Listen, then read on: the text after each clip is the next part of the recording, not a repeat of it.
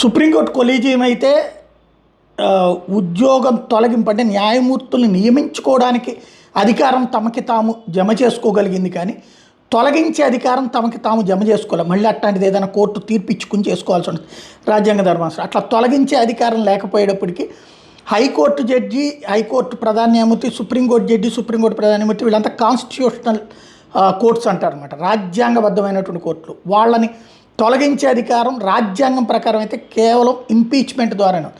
వాస్తవం collegium system రాజ్యాంగంలో లేదు, కానీ ఆ కొలీజియం సిస్టమ్ని న్యాయమూర్తులు తమకి తాము ప్రిపేర్ చేసుకున్నారు కాబట్టి, దాంట్లో విధి విధానాలు తయారు చేసుకున్నారు కాబట్టి రాజ్యాంగానికి అతీతంగా నడుస్తుంది. అట్లాగే ఇక తొలగింపు విషయంలో కూడా అట్లాంటి నిర్ణయం ఏమైనా తీసుకోలేమో.